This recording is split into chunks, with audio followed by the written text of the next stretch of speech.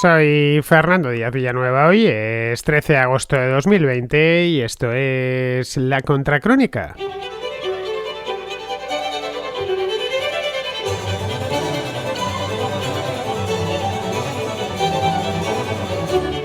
Juan José Escalonilla, que es el titular del juzgado número 42 de Madrid, imputó este martes a parte de la cúpula de Podemos por presunta financiación irregular del partido. También imputó al partido propiamente dicho como persona jurídica. La imputación es la consecuencia de una denuncia presentada por José Manuel Calvente, que fue el antiguo coordinador jurídico, uno de los abogados principales de Podemos. La denuncia se interpuso el pasado mes de diciembre, así que este asunto colea ya desde hace unos cuantos meses. Las revelaciones de Calvente, debidamente aireadas en prensa a lo largo de los 2-3 últimos meses más o menos, se han sustanciado en una causa judicial que investiga el cobro de sobresueldos con cargo a una caja B, es decir, de dinero no declarado a Hacienda. También investiga el fraccionamiento de contratos, investiga un posible fraude fiscal, el despido improcedente del propio José Manuel Calvente, al que acusaron de acoso sexual, por cierto, sobre otra abogada del equipo jurídico de Podemos, y también investiga irregularidades en la licitación de la nueva sede del partido en Madrid, que acaban de estrenarla. Como vemos, es un cóctel explosivo de acusaciones que pone a Podemos contra las cuerdas y especialmente a su líder, a Pablo Iglesias, que no solo es líder de Podemos, sino que además es vicepresidente segundo del gobierno. Él no ha sido imputado, pero sí la gerente del partido, por ejemplo, que se llama Rocío Esterbal, también el secretario de Comunicación, Juan Manuel del Olmo, que trabaja como número 2 de Pablo Iglesias en el gobierno, en su vicepresidencia, y también el responsable de finanzas, es decir, el tesorero, que se llama Daniel de Frutos.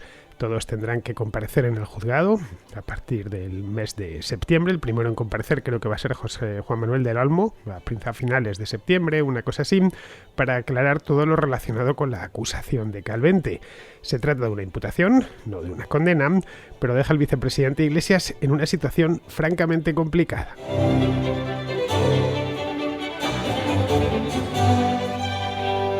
El de 2020 está siendo el verano de los horrores para Podemos. Os decía en una contravía hace no mucho, hace el mes pasado, que este era el annus horribilis para un montón de gente, entre ellos para los reyes de España. Bueno, pues también lo está siendo, por lo menos en este caso sería el veranus horribilis. Bueno, aunque en verano en latín se dice a estas, no veranus, pero en fin, nosotros no lo tomamos en castellano directamente del latín, a diferencia, por ejemplo, de los italianos donde dicen estate.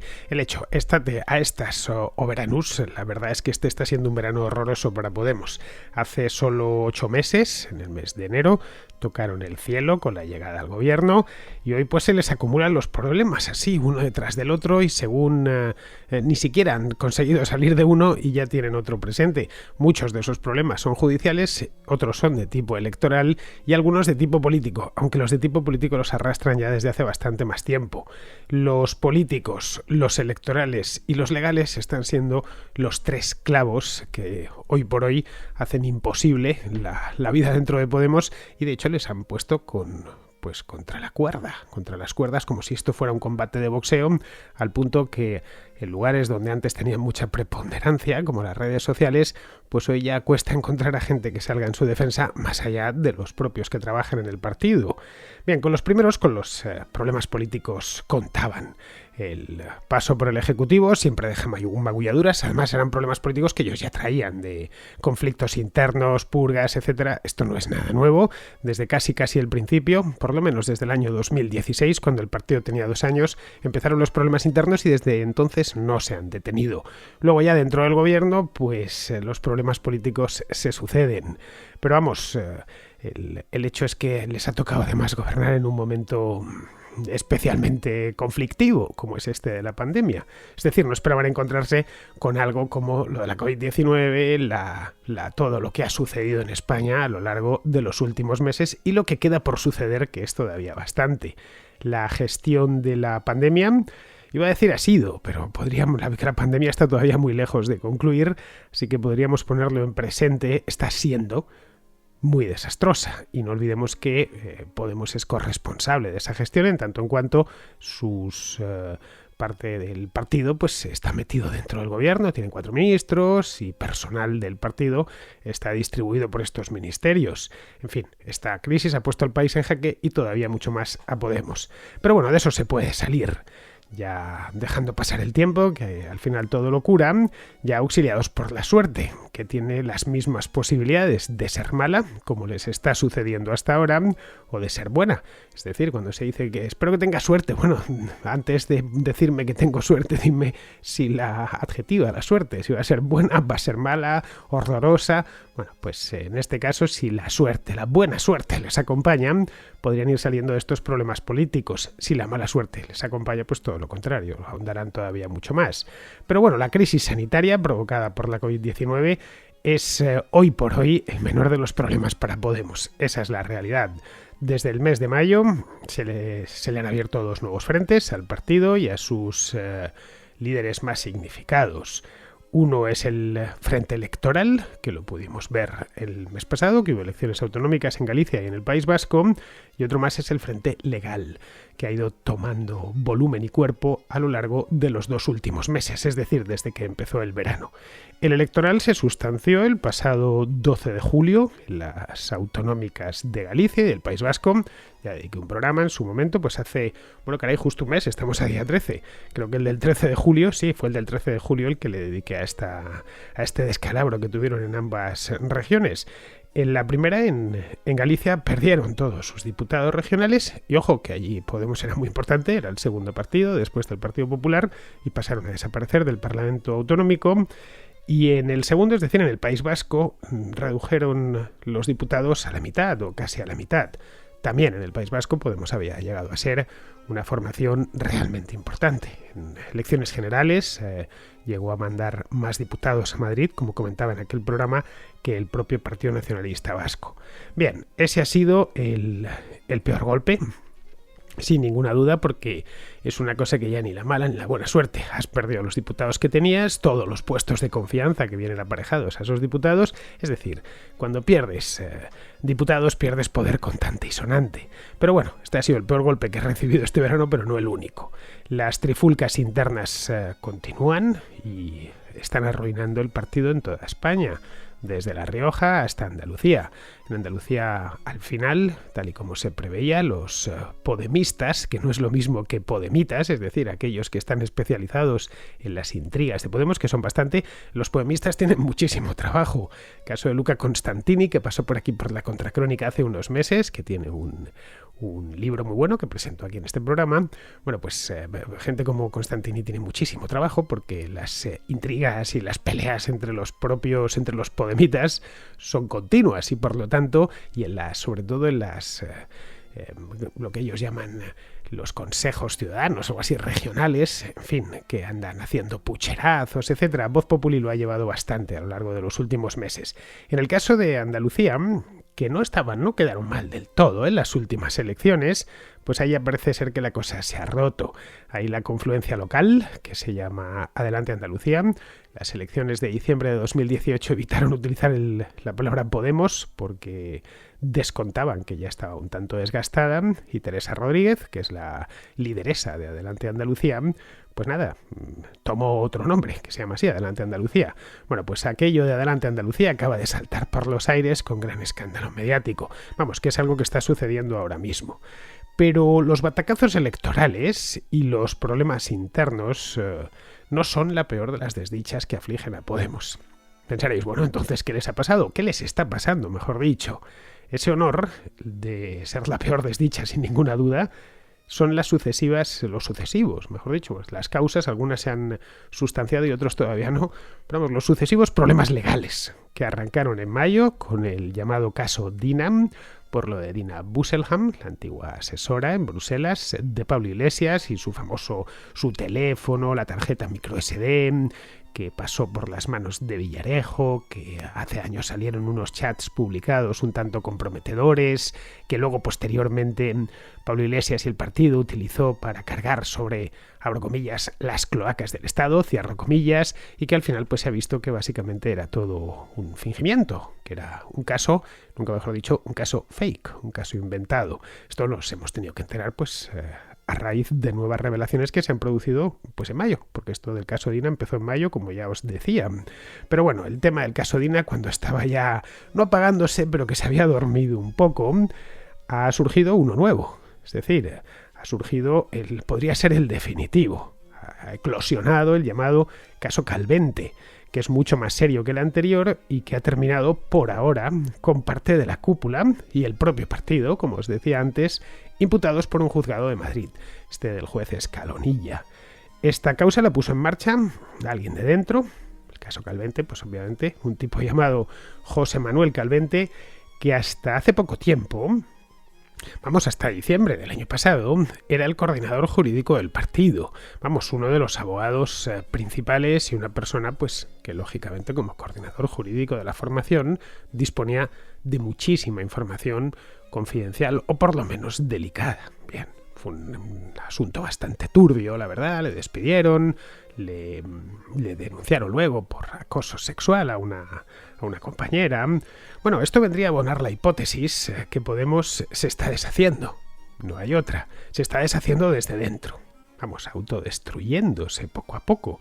Es un caso que no se había que se había previsto en el pasado, que terminarían estallando, pero algunos de los que preveían este escenario decían: esto saltará por los aires en unas elecciones que no le salgan bien. Bien, las elecciones últimamente no le salen demasiado bien, pero como se agarraron al gobierno, tuvieron esa fortuna, para que veáis, la suerte puede ser mala o buena, tuvieron mala suerte en las elecciones, pero luego buena suerte cuando unos días después Pedro Sánchez les metió en el gobierno.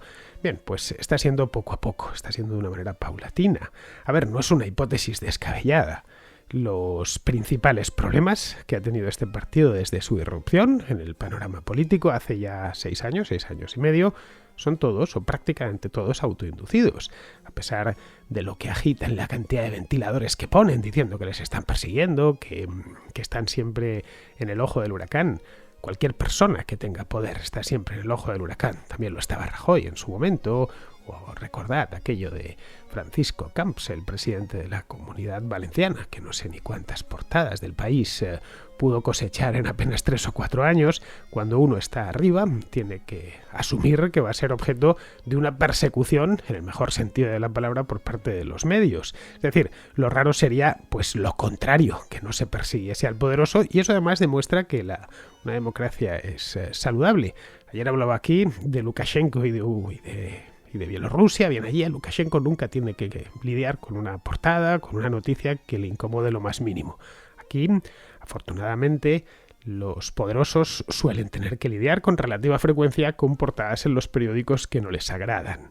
Bien, pues esto lo que nos lleva a concluir, como os comentaba antes, es que el partido ha entrado como en una fase de autodestrucción y parece ser que no hay nada ya que lo detenga.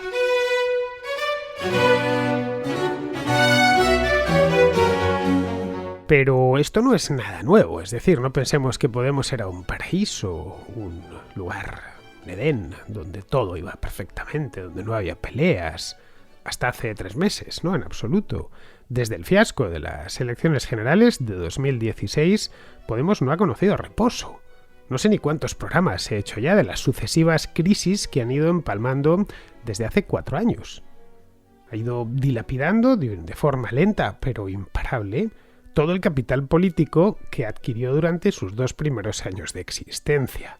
Los años de la ilusión, cuando la fábrica de amor, que decía Monedero, cuando se presentaban como un partido nuevo, por televisión además, lo veíamos todos, un partido impoluto, transversal, que venía a regenerar la política española. Bien, los 2 casos legales que tienen ahora mismo entre manos, el de Dina Busselham y el de Calvente, pues son los que amargan ahora mismo la existencia de Pablo Iglesias, porque además no solo ya por la gravedad en sí del caso, uno es más grave que el otro, obviamente, sino porque suponen un torpedo en la línea de flotación. Uno, por el hecho mismo de ir contra la ideología, o una de las principales ideologías de Podemos, que es la feminista. Tiene unas lecturas, el caso de Dina Busselham, muy preocupantes para los de Podemos. Y el otro, ya sabéis, lo de quedarse con la tarjeta, no devolvérsela, etc. Y el otro, el de la financiación irregular, o la presunta financiación irregular, porque es un fantasma muy reciente en la política española. A veces se nos olvida que el PP estuvo lidiando con este mismo problema hasta hace no tanto tiempo. De hecho, los dos problemas tienen su origen en disputas internas. Son dos problemas autoinducidos. El caso Dina nace, pues, como un más que probable despecho amoroso que luego se trató de ocultar creando una trama orquestada por las cloacas del Estado para acabar con Podemos. Esto todavía falta mucho por saberse y, por supuesto, falta la sentencia, pero todo lo que se puede presumir, de lo que ya se sabe que es suficiente como para emitir un juicio, es que hubo problemas interiores que luego se intentaron lavar fuera.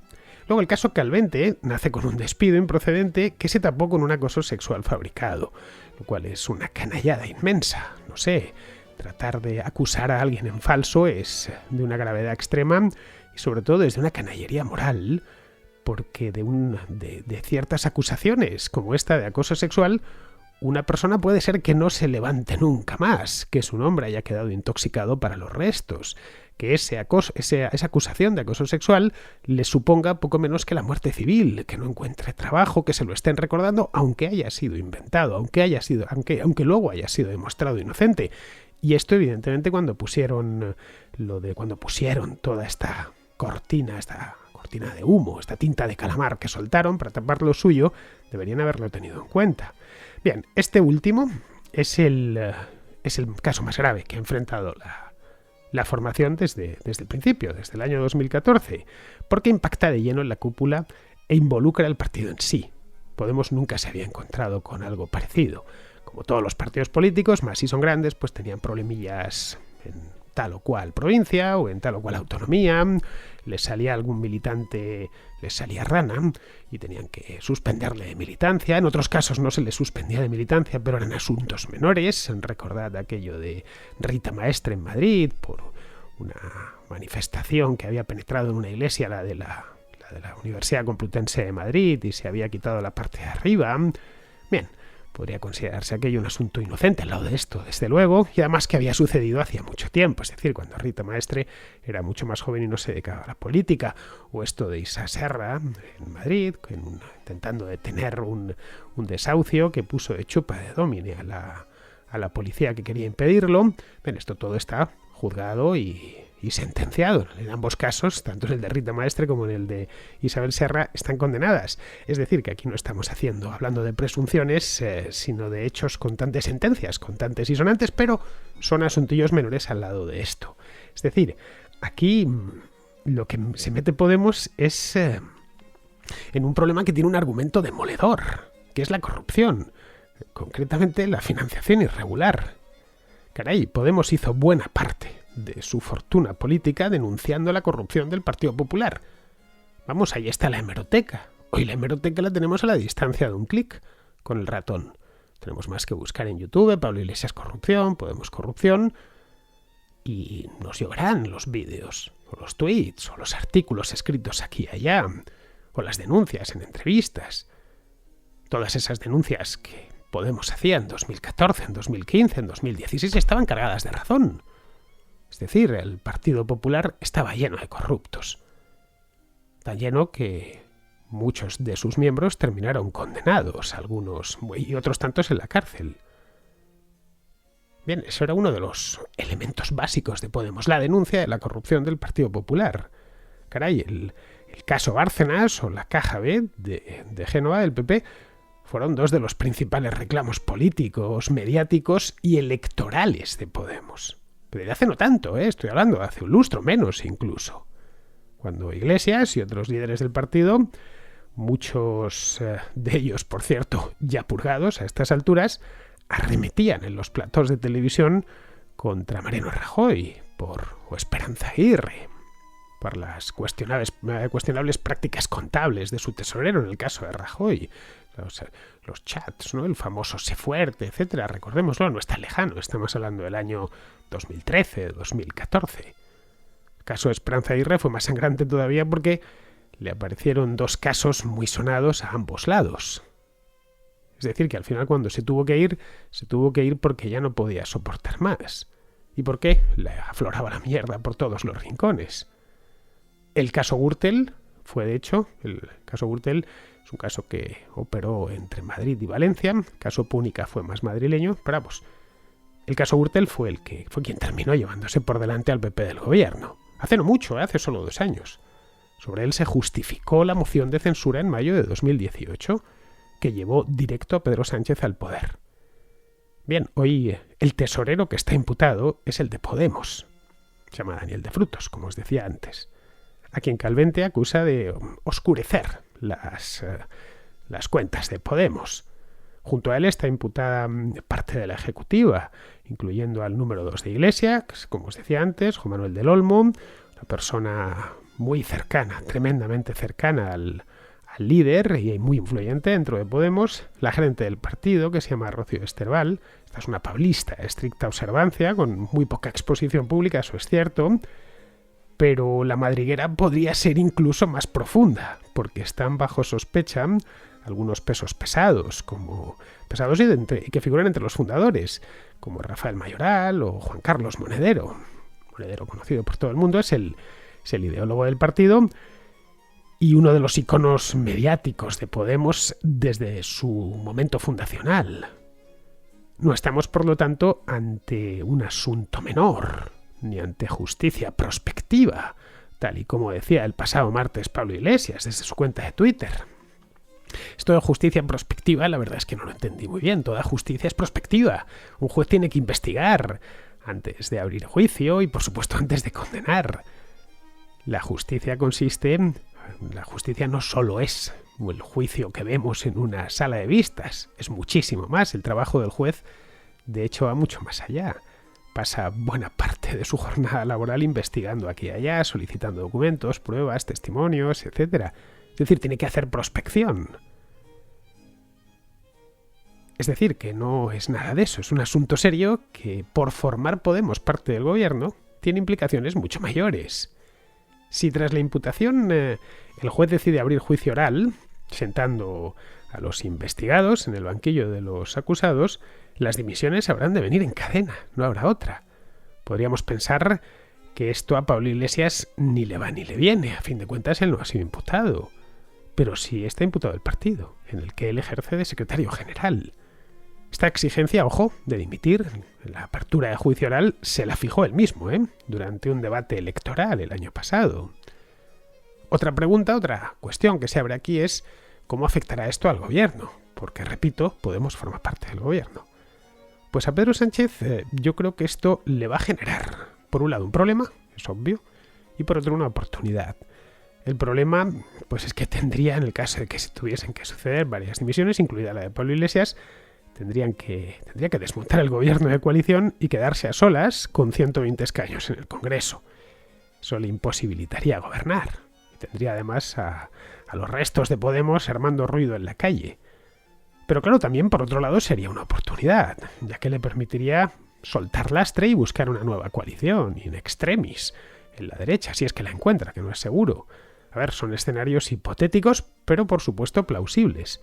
También podría suceder que esta crisis en Podemos desemboque en una crisis terminal de gobierno y Sánchez se la juegue convocando elecciones, con la lengua afuera, pero no le quede otra. Lo que parece fuera de toda duda es que esto no es un contratiempo menor, como tantos que ha ido sorteando Podemos en los últimos años. Es algo mucho más serio, que además tiene una carga simbólica evidente, por la naturaleza del caso. La oposición, pues, como es obvio, aprovechará hasta el último grano de este regalo inesperado que le deja Podemos. Y a un Podemos definitivamente tocado en la víspera de un otoño en el que todo va a conspirar contra ellos.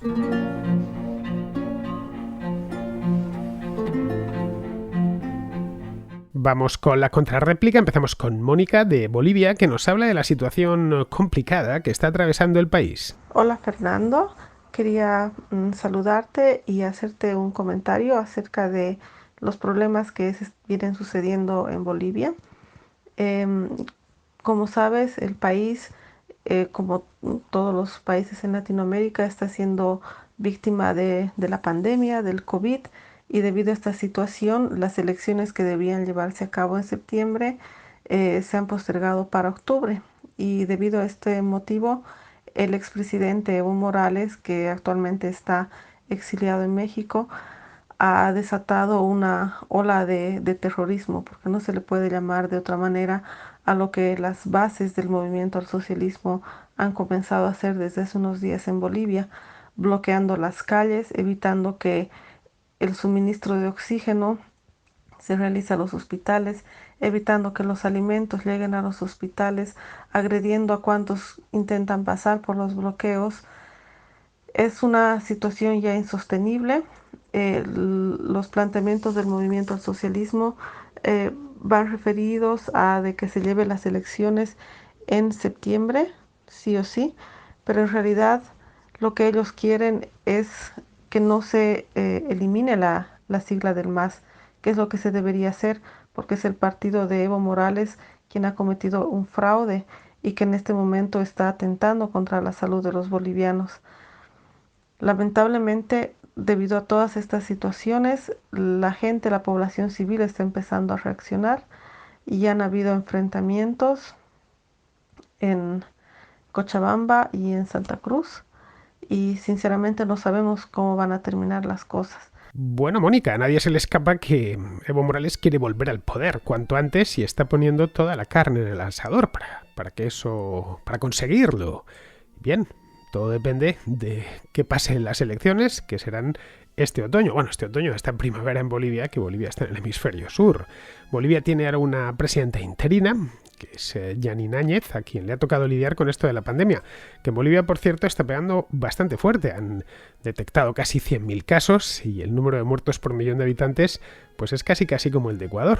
Tiene 322 muertos por millón de habitantes y Ecuador tiene 337.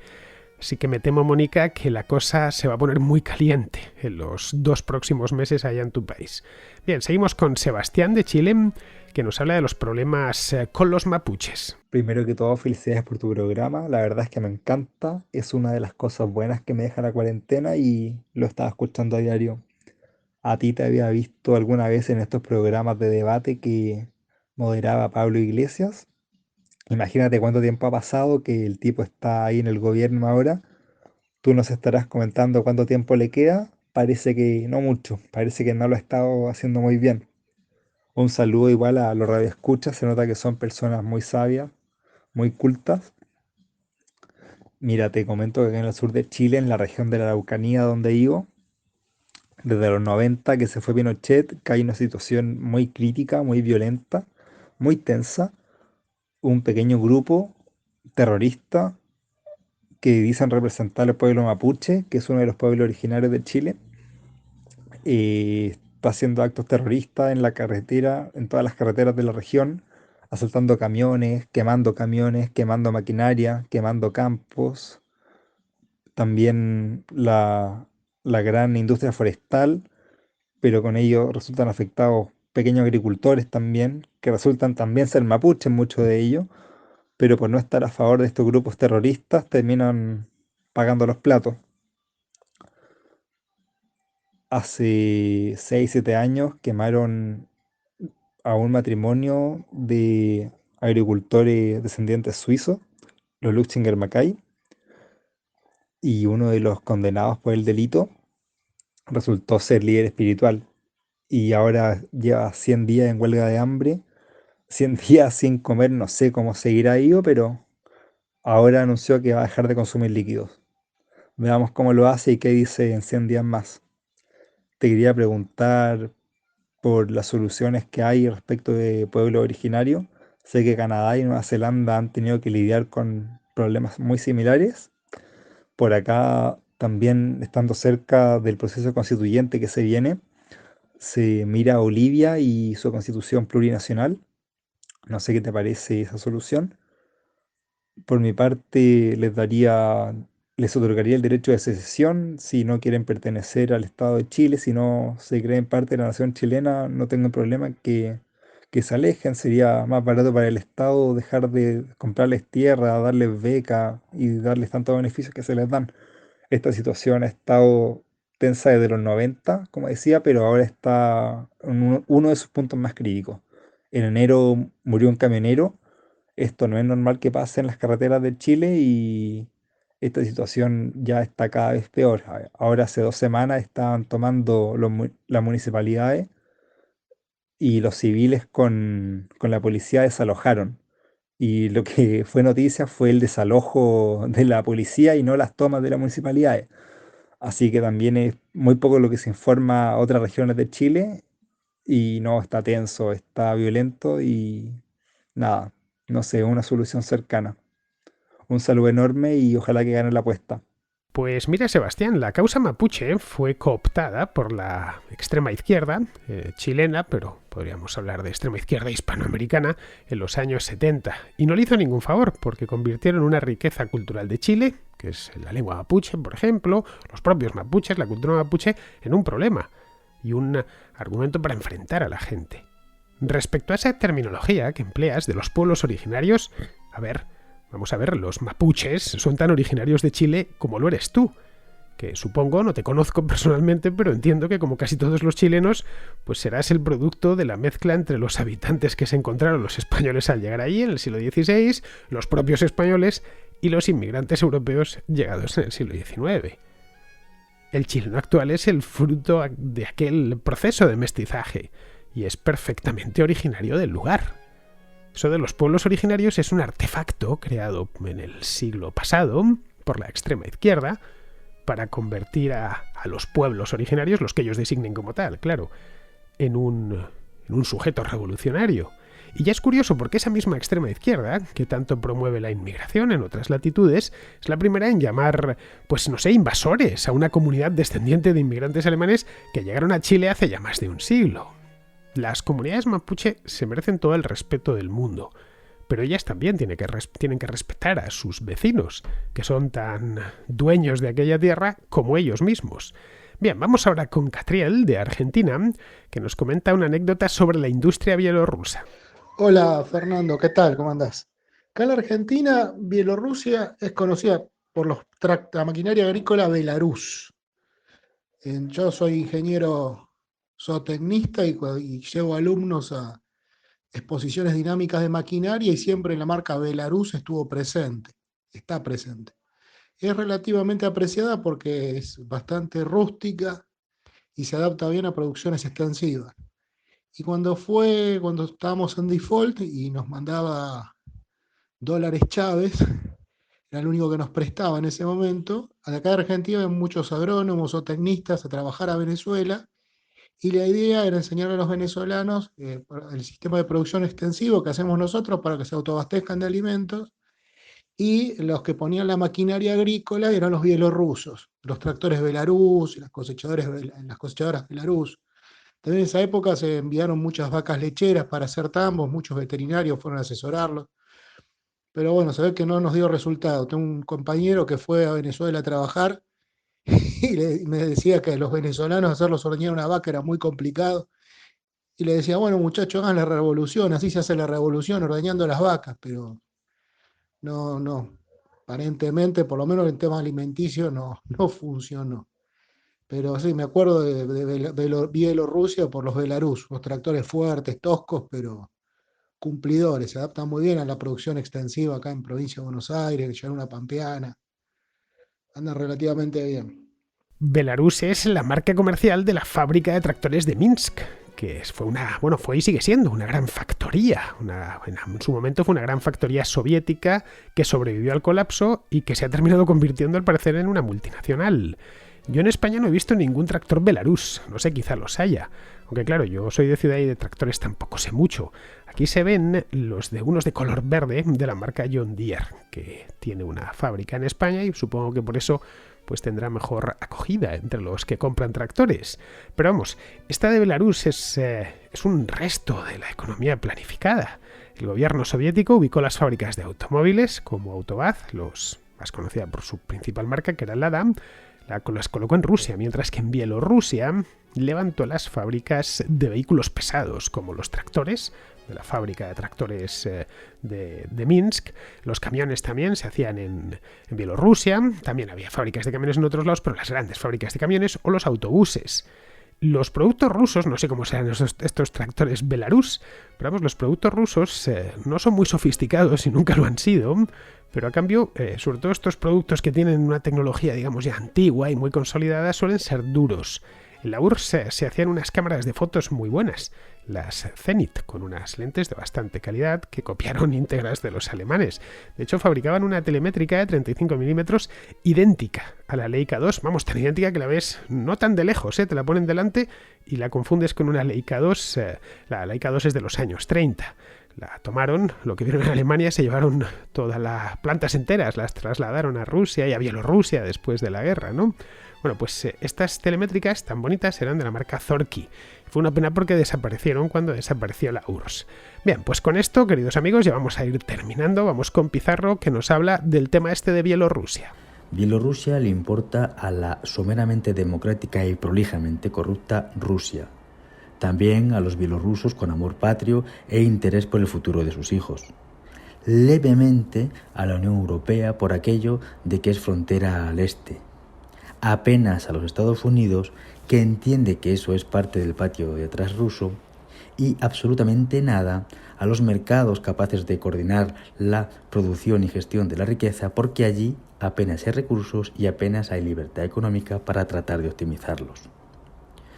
Alejandro roba y subyuga impunemente a cambio de su lacayismo hacia Rusia y a la no generación de crisis bélica o humanitaria alguna que obligue a nadie a dejar de opinar críticamente y a hacer algo. No es mucho, ni tampoco es poco. Lo que es seguro es un asco. Un cordial saludo de Pizarro. Y aquí termina la contracrónica de hoy de esta semana, porque estamos a jueves 13. Mañana será viernes y hay contrahistoria, pero tenemos una contrahistoria especial. Tenemos una contrahistoria en directo con Alberto Garín. Os lo digo para que lo sepáis, porque lo subiré a iVoox posteriormente, pero si lo queréis ver en directo y preguntarle cosas a Garín, a ver si en esta contrahistoria en directo me habla más que la última vez, que se quedó así. Yo creo que tenía demasiado calor. Por suerte la temperatura en Madrid ha bajado un poquito, así que espero que mañana dure este refrescamiento que hemos tenido a lo largo de las últimas 24 horas y no le tenga aquí tan acalorado. Bueno, pues esto es lo tenemos el viernes, lo tenemos el viernes, en función de donde estéis, va a ser a las 10 en Madrid, el viernes no, el jueves por la noche, es decir, estaréis escuchando esto hoy, pues esta misma noche. Lo que pasa es que lo subiré a iVoox el viernes, que es la contrahistoria de los viernes, pero el directo no vamos a hacerlo de madrugada, lógicamente. Va a ser a las 10 en Madrid, las 5 en Buenos Aires, las 4 en Santiago de Chile, las 3 en Ciudad de México, las 2 en Guatemala y la 1 en Los Ángeles. Bueno, lo he colgado en Twitter y también tenéis ya el directo generado en YouTube, por si queréis echar un vistazo y por si queréis ver a Alberto Garín en vivo y en directo y preguntarle cositas. Así que con esto me despido de vosotros. Hasta mañana.